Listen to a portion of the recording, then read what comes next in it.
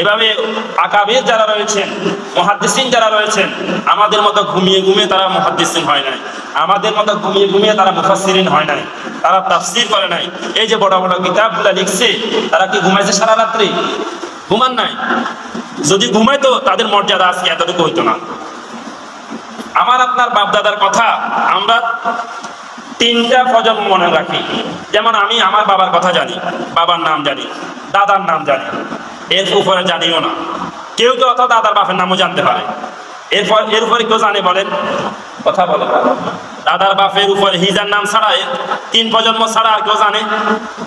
জানে না। কিন্তু ইমাম বুখারী রহমতুল্লাহি আলাইহি, ইমাম বুখারী রহমতুল্লাহি আলাইহি, ইমাম আবু হানিফা রহিমাহুল্লাহ, তার নাম বলেন সারা পৃথিবীর মানুষ জানে কিনা?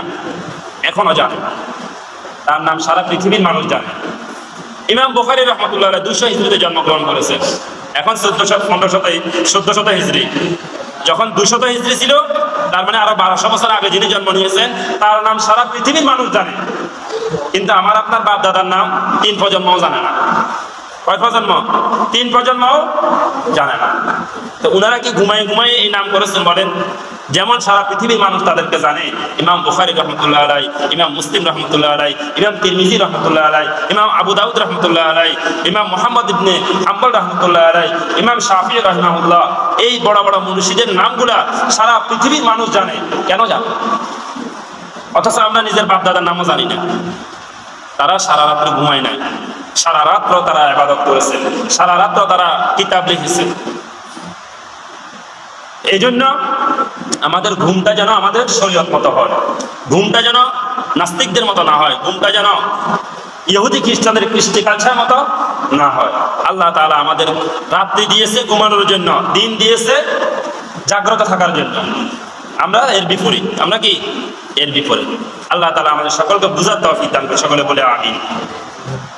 এরপরে বলতেছিলাম, আল্লাহ রাসূল সাল্লাল্লাহু আলাইহি ওয়াসাল্লাম বলেন, মান সাল্লা সুবহা ফাহুয়া ফি জিন্নাতিল্লাহ, যে ব্যক্তি ঘুম থেকে উঠে ফজরের নামাজটা আদায় করবে জামাতের সাথে, ওই ব্যক্তি যেন আল্লাহ তাআলার দায়িত্বে, আল্লাহ তাআলার সুরক্ষার মধ্যে আবদ্ধ হয়ে গিয়েছে।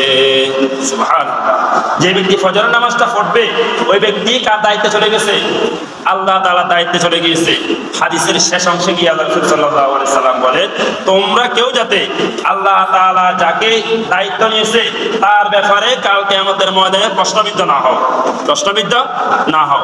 তার মানে হলো, যে ব্যক্তি ফজরের নামাজ পড়েছে, ওই ব্যক্তির ক্ষতি যদি কোনো ব্যক্তি করতে চায়, কাল কিয়ামতের ময়দানে তাকে স্পেশালি জবাবদিহি করতে হবে।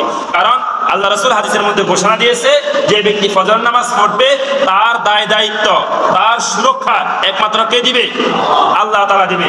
আর আল্লাহ তাআলার সুরক্ষা প্রাচীর ভেঙে যে ব্যক্তি ফজরের নামাজ পড়নেওয়ালার ক্ষতি করতে যাবে, ফজরের নামাজের ব্যাপারে কুমন্তব্য করবে, ফজরের নামাজের ব্যাপারে গালিগালাজ করবে, ফজরের নামাজের শারীরিক কোনো ক্ষতি করবে, ফজরের নামাজ পড়নেওয়ালার আর্থিক কোনো ক্ষতি করতে যাবে, তার ধরা একমাত্র আল্লাহ তাআলার দরবারে হবে।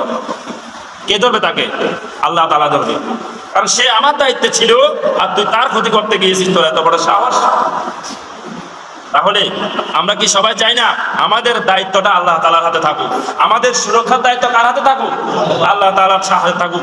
এই জন্য আমরা কি করতে হবে? ফজরের নামাজটা জামাতের সাথে পড়তে হবে, ফজরের নামাজ জামাতের সাথে পড়তে হবে।